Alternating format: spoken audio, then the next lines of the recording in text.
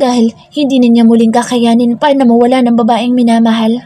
Takot na siyang mawasak muli ang kanyang puso at mamuhay na mag-isa. Si Marian lang ang tanging nagbibigay sa kanya ngayon ng lakas at pag-asa, kaya hindi niya matatanggap kung mawala din ito sa kanya. Hindi na naitago pa ni Eric ang kanyang kinikimkim ng sakit. Bigla na lang siyang umiyak ng malakas habang pinapanood ang asawa ng inooperahan. Para din siyang nauupos na kandila dahil sa nangyaring ito sa kanyang pamilya.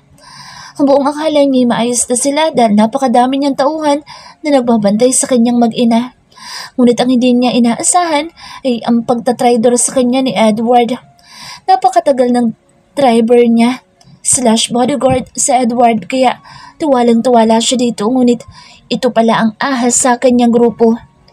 Boss, gumagalaw na lahat ng mga tao natin. Hindi magtatagal ay malalaman din natin kung saan dinala ang triplets. Napalingon si Eric dahil sa nagsalita. Sumunod pala sa kanya si Mike sa ospital para mag-ulat sa kanya. Ipahanap mo agad ang lahat ng kaanak ni Edward. Kailangan gawin sa kanyang nararapat. Wika ni Eric sa kanyang kanang kamay. May patakaran kasi ang Dark Skies na kung nagtraidor ang isang miyembro o tauhan ay papatawan ng parusang ipalalaho ang buong angkan nito sa mundo. Boss, pasensya na, ngunit isang orphan pala sa Edward. Matagal nang patay ang mga magulang at kapatid niya kaya sa bahay ampunan siya lumaki. Hindi rin matukoy kung meron pa siyang natitirang kaanak dahil wala naman daw record ang bahay ampunan doon. Sagot ni Mike. Agad kasi niyang tinawagan ng bahay ampunan na siyang pinanggalingan ni Edward. Kaya nalaman niya na isang ulilang lubos sa Edward. Gusto kong hanapin mo ang demonyo na iyon para malaman natin kung sino nag-utos sa kanya na dukutin ng mga anak ko at pagtangka ang patayin ng asawa ko. Utos niya kay Mike. Makikita din sa kanyang titig ang sakit na dinadala nito. Masusunod, boss. Siya nga pala, boss. Paano katawan ni Doris? Ipadadala ba natin sa probinsya niya o ipakukuha na lang sa akin yung mga kaanak? Tanong ni Mike. Tawagan mo muna sila at ipaliwanag ang mga pangyayari. Sasagutin ko lahat ng gastos nila sa biyahe at pati na rin sa pagpapalibing. Bibigyan ko din ang pamilya niya ng puhunan para makapagtayo sila ng maliit na negosyo. Tugon niya. Naisip din ni Eric na tawagan ng mga magulang upang malaman nila ang mga nangyayari sa kanya. Hindi rin niya naalalang ibalita sa mga ito noon na nakabalik na si Marian. Hindi rin nila alam na may mga anak na rin siya kay Marian at triplets pa. Nag-alala naman sina Jaime at Jane matapos mabalitaan ang mga pangyayari. Agad din silang umuwi na dalawa upang damayan ang kanilang anak na panganay. Kuya! Muli napalingon sa Eric nang marinig nito ang boss ng kanyang kakambal. Si Mirasol na asawa ng kanyang kaibigan na si Reggie Altamirano. Magkasunod din ang mag-asawa na palapit sa kanya. Agad din siyang niyakap ni Mirasol dahil naawa ito sa ayos ni Eric. Kuya, ba't hindi mo sinabi sa akin na nahanap mo na si Marian? Tapos mababalitaan ko na sa critical siyang kalagayan dahil sa mga kalaban mo. May mga anak na rin kayo pero hindi mo man lang ako ipinakilala sa mga pamangkin ko. Umiiyak na wika ni Mirasol habang yakap niya si Eric. Sorry sis, ayoko kasing malaman ng mga kalaban ko ang tungkol sa'yo para hindi ka nila galawin at ang pamilya mo. Kapatid kita kaya alam ko magiging mainit ang mata nila sa'yo. Kapag nalaman nila ang ugnayan natin, sasabihin ko rin naman sana kapag natapos na lahat ng problema pero hindi ko akalain na mangyayari ito sa pamilya ko. Minsan ako nawala ng asawa Mirasol. Ayokong pati si Marian ay mawala din sa akin. Ayoko. Hindi ko kaya. Iyak ng iyak si Mirasol habang hinahablos ang kamay ni Marian. Nasa loob ito ng ICU at napakadaming aparatos ang nakakabit sa katawan nito. May 2 tama siya ng bala na natamo, isa sa kanyang balikat at isa sa tagiliran. Sinalinan din nila ng dugo si Marian dahil napakadaming lumabas sa kanyang katawan. Mabuti na lang at nadala siya kaagad sa ospital ni Eric kaya nailigtas nila ang kanyang buhay. Si Eric naman ay nagpaalam na umalis dahil meron daw itong hahanapin na tao. Agad siyang umalis kanina matapos niyang masiguro na ligtas na ang kanyang asawa. Bakas din sa kanyang muka ang matinding galit para sa mga taong naging dahilan ng pagkakalagay sa panganib ng buhay ni Marian. Sina Mirasol at Reggie naman ang naiwan sa ICU upang magbantay kay Marian. Ayaw ding iwanan ni Mirasol ang kanyang kinakapatid hanggat hindi bumabalik ang kanyang kuya. Love, tama na ang pag-iyak. Baka kung mapano ka na sa kakaiyak mo. Nag-aalala naman na wika ni Reggie sa asawa. Love, bakit ganun? Bakit puro dalang paghihirap ang nangyayari kay kuya? Bakit sa tuwing masaya na siya, meron naman dumarating na trahedya? Kailan ba matatapos sa mga kalbaryo niya? Sana naman hayaan na siya maging masaya. Wika ni Mirasol. Niyakap din niya ang kanyang asawa dahil siya ang nasasaktan para sa kanyang kakambal. Malapit na, love. Kailangan lang niyang lampasan ang lahat ng mga pagsubok na ito upang maging masaya na siya. Mabubuhay din siya ng tahimik at masaya pagkatapos ng inyong ika-35th birthday. Dahil magiging ganap na siyang mafia lord at wala nang pwedeng umagaw sa kanya ng kanyang trono. Sagot ni Reggie sa kanyang asawa. Sana nga, love. Sana nga. Sagot ni Mirasol. Umaasa din siya na mawawakasan na ang mga dagok sa buhay ng kanyang kapatid. Boss, kami muna ang unang papasok. Wika ni Mike. Nasa isang liblib na lugar sila ngayon sa parte ng Bulacan. Dito kasi sa lugar na ito nila huling na-trace si Edward. Nakita nila sa transaksyon ng ATM nito na nagbayad siya sa isang grocery store sa lugar. Kaya nalaman nila na sa bayan na iyon pumunta ang lalaki. Agad naman na inikot ng mga tauhan ni Eric ang buong lugar at pinuntahan ang bawat barangay na pwedeng pagtaguan ng lalaki. Kaya nang makita ng isang tauhan ni Eric ang lalaki na nagsalok ito ng tubig sa may poso, ay agad niyang tinawagan ng kanyang boss. Kaya nagplano sila ngayong gabi nila ito huhulihin at dadalhin sa kanilang hideout. Sabay-sabay tayong papasok para hindi siya makapanlaban sa atin. Kunin siya buhay at dalhin sa hideout. Utos ni Eric sa kanyang mga tauhan. Copy that, boss. Sagot ni Mike. Masusunod, boss. Sagot naman ng iba. Pagkapang silang lumapit sa isang bahay na nasa dulong bahagi ng isang payak na pamayanan. Malayo na din ang lugar na iyon sa bayan. Rough road din ang daan patungo sa baryo na iyon at wala pang kuryente sa lugar. Kaya napakadilim ng buong paligid. Kumakain si Edward ng mga oras na iyon. Kinailangan niyang magpakalayo-layo muna dahil mainit na siya sa Maynila dahil sa kanyang ginawang pakikipagsabuatan upang dukutin ang mga anak ni Eric Del Rio. Dahil sa pagkasugapan niya sa sugal ay nagkaroon siya ng malaking pagkakautang sa taong nag-utos sa kanya na dukutin ang mga bata. Tumubo din ng malaki ang perang hiniram niya sa taong iyon kaya natatakot siyang hindi mabayaran iyon. Papatayin siya ng taong iyon kung hindi siya magbabayad sa pamamagitan ng pagsaserbisyo niya at pagsunod sa lahat ng maisip ng nagpautang sa kanya. Patapos na siyang kumain nung bigla na lang na may malamig na bagay na dumikit sa kanyang sentido. Napakalamig din ito kaya dahan-dahan siyang lumingon sa kanyang likuran upang tingnan ang pinagmula ng malamig na bagay na iyon. Ang huling nasabi niya bago siya panawan ng ulirat. Mirasol! Malakas na pagtawag ni Jane sa pangalan ng kanyang anak na si Mirasol. Agad naman na napaangat ng tingin si Mirasol dahil sa narinig niyang pagtawag sa kanya ng kanyang ina. Tumating na pala ang mga ito at magkasunod pa ang mga magulang na patungo sa kanyang kinaroroonan. Nanay! Muling umiyak si Mirasol dahil sa pagdating ng ina. Sinalubong din niya ito at niyakap ng mahigpit. Nay! Si Marian! Umiiyak na sambit ni Mirasol habang yakap ang ina. Mirasol, kumusta si Marian? Ang kuya mo nasaan? Magkasunod naman na tanong ni Jaime sa nag-iisang anak na babae. Hindi pa bumabalik si kuya, Dad. Hinahanap niya si Edward para malaman kung sino nag-utos na kidnapin ng triplets. Umiiyak na sagot ni Mirasol sa ama. Diyos ko, bakit pati mga batay dinamay ng mga kalaban? Mga wala silang awa. Mga demonyo. Puno ng galit na wika ni Jane. Hindi niya lubos na maisip kung anong uri ng mga tao ang kumuha sa kanyang mga apo. May mga apo pa pala sila kay Marian, ngunit hindi ipinaalam sa kanila ni Eric. Kawawa naman ang mga pamangkin ko, Nay. Natrauma na sila dahil sa mga Mga walang hiyang kidnappers na yun. Sana'y matagpuan ka agad ni Kuya Triplets. Kawawa naman si Marian. Siguradong iiyak siya ng gusto kapag may nangyaring masama sa mga bata. Malungkot at naluluhang wika ni Mirasol. Magdasal tayo, anak. Hingi natin sa Diyos ang kaligtasan ng mga bata. Ganon din ang kuya mo. Sana'y mahanap din niya kaagad ang mga bata para maibalik na sila kay Marian bago pa siya magising. Kawawa naman ang kinakapatid mo. Puro pahirap ang inabot niya sa buhay magmula ng mahalin siya ng kuya mo. Naiiyak din ang sagot ni Jane. Habang nag-iiyakan na mag-ina, masinsin na namang nag-uusap sina Jaime at Reggie. Dad, sasama ako sa paghahanap.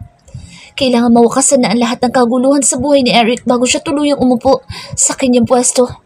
Hanggat hindi nauubos ang kanyang mga kalaban ay hindi rin matatahimik ang buhay niya. Lalo na ngayon dahil alam nilang kasama na niya ang babaeng mahal niya. Pati buhay ng mga anak nila ay nasa peligro na din. Wika na Reggie. May pinaplano siya upang matulungan sa Eric sa kanyang laban. Go ahead, Iyo. Mag-iingat ka. Tawagan mo ako kapag kailangan mo ng backup. Sagot ni Jaime. Ibinigay din niya ang pahintulot kay Reggie upang gumalaw at matulungan sa Eric sa kalaban nito. Kabilang si Reggie sa Dark Skies. Magmula nang makidnap noon ang asawa niyang si Mirasol ay sumanib na din siya sa samahan. Isa siya sa mga mafia na nasa ilalim ni Eric. Ang kanilang organization ay kaiba sa ibang organization ng mafia world. Sila mga uri ng mafia na lumalaban sa kasamaan. Kumikita din sila sa malinis na paraan. Hindi katulad ng iba na puro sa mga maling gawain sila yumayaman at ginagamit ang kanilang mga legal na negosyo upang panakip butas. Ang Dark Skies ay itinatag upang mapanatili ang kaayusan ng mga negosyo ng kanilang mga nasasakupan. Pumapatay din sila at ginagawa nilang marahas ang pagpaparusa sa mga nagkakasala sa kanila. Walang puwang ang traidor sa grupo dahil agad nila itong pinaparusahan. Kung kapwa nila mafia ang matalo nila, ay kinukuha nila lahat ng ari-arian at kayamanan nito matapos nilang patayin. Thank you, Dad. Kayo na muna bahala sa pamilya ko, Dad. Kayo na ang bahalang magpaliwanag sa asawa ko para malaman niya kung nasan ako. Pakisabi na mahal ko siya at ang mga anak namin. Paalam ni Reggie. Tinapik lang ni Jaime ang kanyang balikat bago ito tuluyang umalis.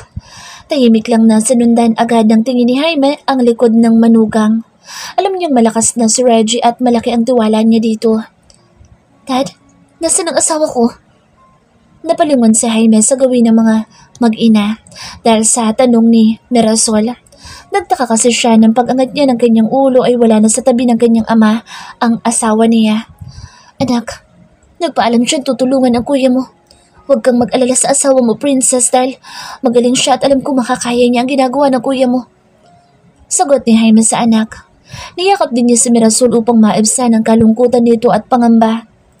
Dad, natatakot ako. Paano kung pati siya'y mapahamak? Tanong ni Mirasol sa ama. Napakalakas din ang kanyang kaba sa dibdib. Nag-aalala siya sa kanyang asawa dahil umalis ito na hindi nagpapaalam sa kanya. Alam din ni Mirasol na sinadya ni Reggie na hindi siya magpaalam sa kanya dahil alam nito na hindi papayag si Mirasol na umalis siya.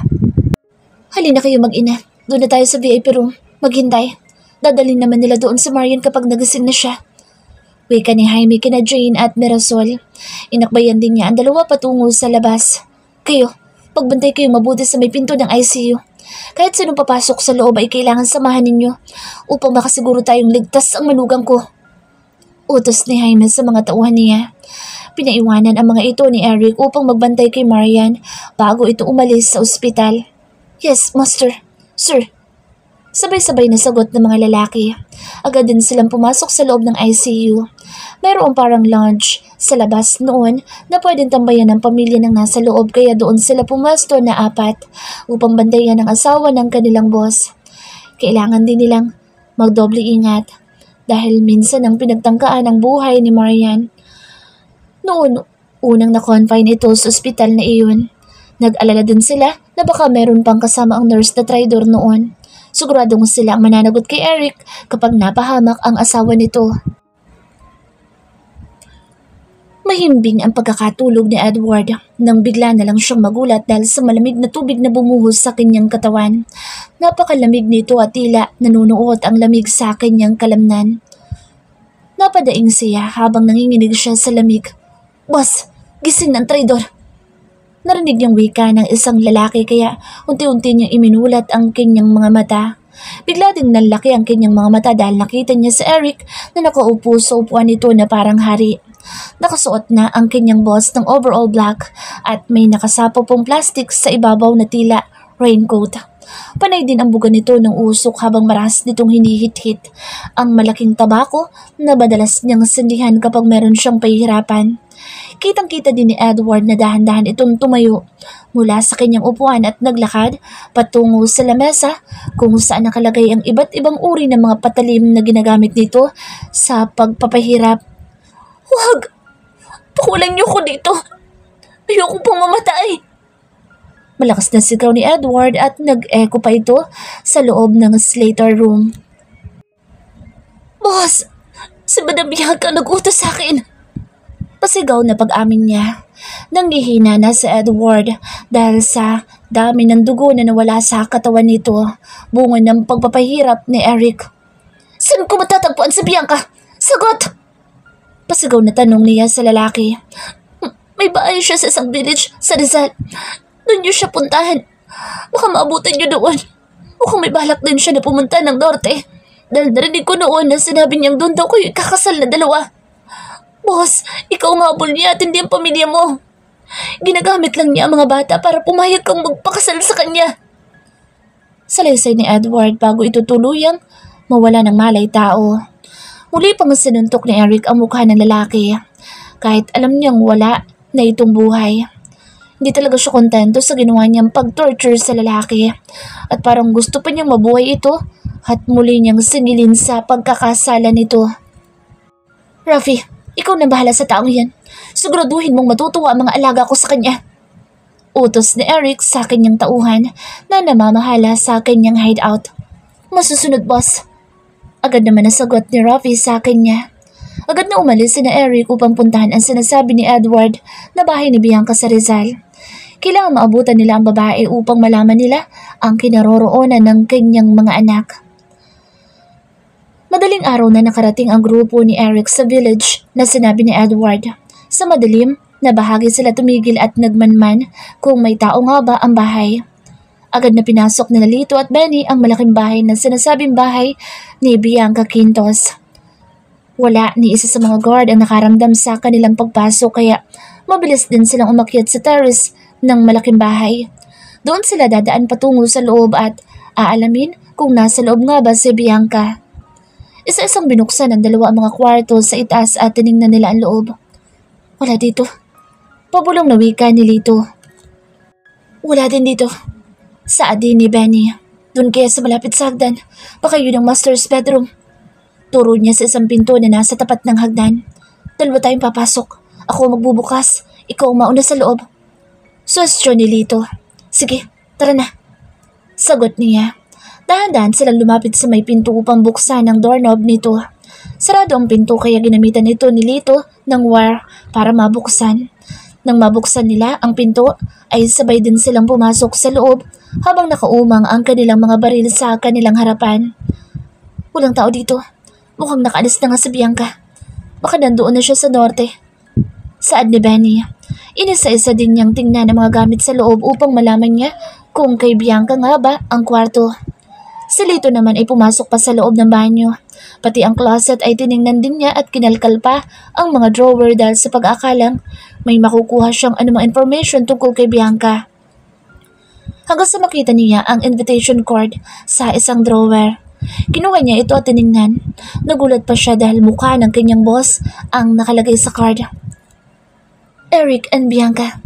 Ang nasa ibabaw ng card at nasa card din ang buong mukha ng kanyang boss. Agad na kinuha ni Eric ang card at inilagay sa kanyang likod. "Tayo na, wala na dito ang pakay natin." Wika ni Lito kay Benny. Naglagay din siya ng time bomb sa master's bedroom upang madaling pasabugin mamaya ang mansyon. May dalawa pa silang inilagay sa wall sa labas ng room para siguradong mawawasak ang buong bahay kapag pinindot na nila ang remote. Matapos nilang ilagay ang mga bomba ay mabilis din silang lumabas sa terrace upang makaalis na sa lugar. Ngunit agad din silang napatago dahil nakita sila ng guard. Nag-roving pala ang guard kaya nakita silang dalawa na palabas mula sa loob ng bahay. Agad silang pinaputukan ng guard kaya mabilis silang nagtago na dalawa. Narinig naman nila Eric ang sunod-sunod na putok ng baril mula sa loob ng bakuran kaya mabilis na silang nagsipagkilos. Agad silang pumasok sa kanilang mga sasakyan upang gulatin ang guard ng bahay. Pinaandar ang mga sasakyan nila at bigla din silang tumigil sa mismong harapan ng mansyon at mabilis na nagsibabaan. Pagkababa nila sa kanilang mga sasakyan ay agad din nilang pinaghahagasan ng granada ang bakuran ng mansyon. Nilagyan naman ng mga tauhan ni Eric ang time bomb ng gate upang pasabugin at makapasok ang kanilang mga sasakyan sa loob.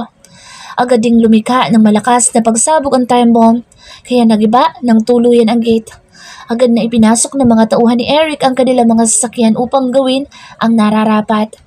Nakita din ni Eric ang dalawang matapat na tauhan na pababa na sa terrace, kaya bumaba siya sa kotse upang masiguro na ligtas ang mga ito na makasakay sa kanilang sasakyan. Si Mike naman ay gamit na naman niya ang kanyang rocket launcher at ilang beses niyang pinatamaan ang mismong bahay sa ng malakas na pagsabog ng lugar. Pati ang garahe ng mga sasakyan ay binomba din niya. Ang mga kasama naman ay inisa-isang pinagbabaril ang mga tauhan ni Bianca na nagtangkang manlaban. Nahuli naman ni Eric ang isang lalaki kaya kinuha niya ito upang ito ang tanungin niya kung nasaan ang babaeng demonyita na hinahanap niya. "Nasaan si Bianca? Sagot! Kung ayaw mong patabuong ang convoy madamay sa galit ko, saan mo?" Pasigaw na tanong ni Eric. Bigla naman na nanginig sa takot ang lalaki at naihipa ito sa salawal. Hindi niya kasi akalain na mahuhuli siya ng isang mafia na kinatatakutan ng lahat. "Boss, huwag mo akong papatayin. Ituturo ko kung nasaan si Madam basta huwag mo lang akong papatayin, boss. Mawa ka sa akin. Maliliit pa ang mga anak ko." Takot na pagmamangkaawan ng lalaki. "Kanina pa sila umalis dito, boss. Pupunta sila ng Ilocos ng mga tauhan niya. Masayang-masaya nga yun si Madam, boss, dahil ikakasal daw kayong dalawa doon." Wika ng lalaki. "Samahan mo kami sa lugar kung gusto mong makauwi ng buhay sa pamilya mo. Huwag kang magtatangka na kalabanin ako kung ayaw mong maging sisig at kainin ng mga alaga kong aso." Panakot ni Eric sa lalaki. "Naku, boss, huwag po. Mawa ka sa akin. Kahit gawin mo na akong alipin mo at tagapag-alaga ng mga aso mo, boss, huwag mo lang ako ipapakain sa aso." Wika ng lalaki sa kanya. Bago tuluyang umalis, sina Eric ay pinasabog muna nila ang buong kabahayan. Wala talaga silang itinira na nakatayo sa loob ng bakuran ng mansyon. Kahit walang pahinga sa Eric at ang kanyang mga tao ay umalis pa din sila patungo sa Ilocos Norte. Pinagpira-piraso din ni Eric ang invitation card na ibinigay sa kanya ni Lito. "Boss, napakalaki talaga ng tama sa iyo ng babaeng yun. Hindi rin sumusuko sa kahahabol sa iyo." Wika ni Mike habang sakay sila ng helicopter patungo sa Ilocos. 6 na mga helicopter ang sunod-sunod na lumilipad sa himpapawid patungo sa Ilocos Norte. Isinama din nila ang nahuli nilang tauhan ni Bianca upang ituro kung saan banda ito nagpunta. "Hoy, Panghe! Gumising ka na dyan at nandito na tayo sa Ilocos. Tumingin ka sa ibaba para makita mo ang lugar kung saan natin pupuntahan ng amo mong baliw." Wika ni Pablo sa lalaki. Umaalingasaw kasi ang ihi nito na natuyo na sa salawal, kaya mapanghi ang loob ng helicopter. "Boss, nahihilo ako. Ayokong tumingin sa baba. Baka mahulog ako." Takot na wika ng lalaki. Mas ipinikit pa nito ang kanyang mga mata upang hindi nito makita ang labas. Umaga na din kasi at maliwanag na sa labas. "Basta hanapin niyo ang kulay pink na malaking bahay sa tabing dagat. Meron din kulay pink na lighthouse sa tabi niya. Yun ang beach house ni Madam." Wika ni Boy Panghi. "Boss, kulay pink daw na malaking bahay at meron pang pink na lighthouse." Wika ni Pablo. Agad niyang itinawag kay Eric ang sinabi ng lalaking mapanghi. "Mike, hanapin mo kung saan banda ang malaking bahay na kulay pink at lighthouse na pink." Utos naman ni Eric kay Mike. Agad naman ang hinanap ni Mike ang sinasabi nilang malaking bahay na pink at lighthouse na pink gamit ang kanyang telescope. Kailangan nilang makita kaagad ang bahay upang mahuli na nila sa Bianca at mabawi din ang triplets. Nagising si Mirasol dahil sa mga pag-ungol ni Marian. Hinaplos din niya ang kamay ni Marian at pati na ang noo at muka. Marian? Marian, naririnig mo ba ako? Tanong din niya kay Marian. Erickson. Emerson Edison. Pagtawag ni Marian sa pangalan ng kanyang mga anak. Nangilid din ang kanyang luha habang paulit-ulit niyang tinatawag ang tatlong anak. Marian, pagaling ka muna. Babalik din sa iyo mga anak mo. Pinuntahan na sila nila Kuya Eric at sumama na din ang asawa ko sa paghahanap.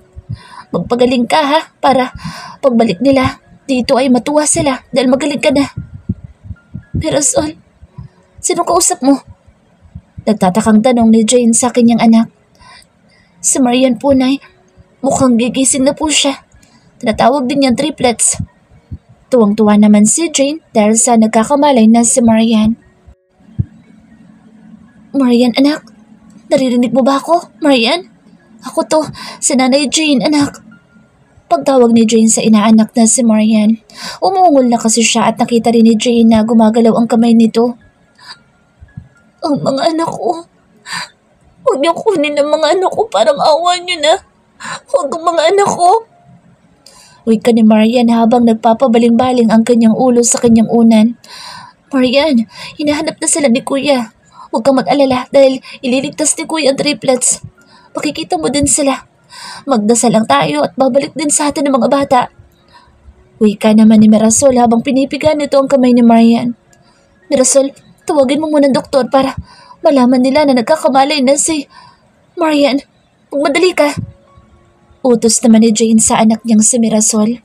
Opo, Nay. Sandali lang po. Natatarantang sagot ni Mirasol at agad na tumawag sa intercom. Ilang sandali pa'y pumasok na sa loob si Dr. Henry Miller upang tingnan si Marian. May kasama din siyang dalawang nurse at nakaalalay sa kanya ang mga ito para ma-check niyang mabuti si Marian. Doc, mababa ang BP ng pasyente. Wika ng nurse na kumuha ng BP ni Marian. Kabado naman na naghintay sina Jane at Mirasol sa doktor na tumingin kay Marian. Magkayakap din silang mag-ina na nakatayo sa may paanan ng hospital bed. Matapos na tingnan ni Dr. Henry si Marian ay pinalabas muna niya ang dalawang nurse bago niya kinausap sina Jane at Mirasol. Tita, wala na kayong dapat na ipag-alala kay Marian. Ligtas na po siya. Pinatulog ko siya para makapagpahinga pa siya at mas mapabilis ang kanyang pagaling. Pwede na din po natin siyang ilipat sa VIP room niyo para doon na siya magpahinga. Salaysay ni Henry. Niyakap at hinalikan din niya si Jane bago siya nagpaalam. Salamat, Dr. Henry. Salamat. Pasasalamat ni Jane sa binatang doktor. Tuwang-tuwa naman ang mag-ina dahil ligtas na si Marian. Agad din nilang ipinalipat si Marian sa VIP room upang makapagpahinga din sila ng mabuti doon at hindi na sila pabalik-balik sa ICU. Nay, siguradong matutuwa si Kuya kapag nalaman niyang nagising na kanina sa Marian. Hindi talaga ako makapaniwala na may mga anak na silang dalawa. Ang lapit-lapit ko sa kanila pero hindi ko malang nalaman ang relasyon nila. Sana'y mabawi ni Kuya ang triplets at may balik dito. Sigurado ako matutuwa si Marian at baka mas mapabilis din ang pagaling niya kapag nandito na sa tabi niya ang mga anak niya. Wika ni Mirasol habang kausap ang ina. Nakaupo sila sa sofa habang pinapanood ang mga nurse na nag-aayos sa higaan ni Marian. Sana nga anak. Sana'y makabalik na ang kuya mo at ang mga apo ko. Gustong-gusto ko rin makita ang mga bata upang mayakap ko sila at mahagkan. Sagot ni Jane. Muli din niyang niyakap si Mirasol at hinalikan pa sa ulo. Kahit matanda na si Mirasol ay baby pa din kung ituring niya ito.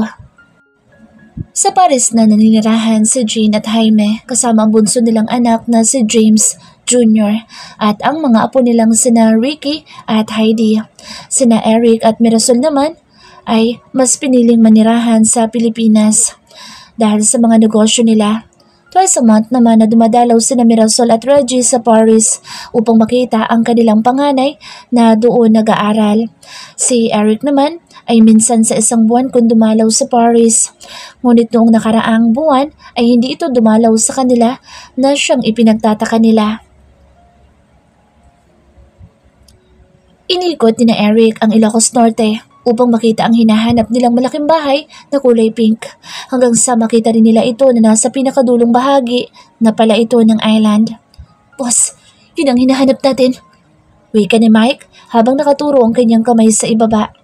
Agad naman ang kinuha ni Eric ang telescope ni Mike at tiningnan nito ang itinuturo ng kanyang kanang kamay.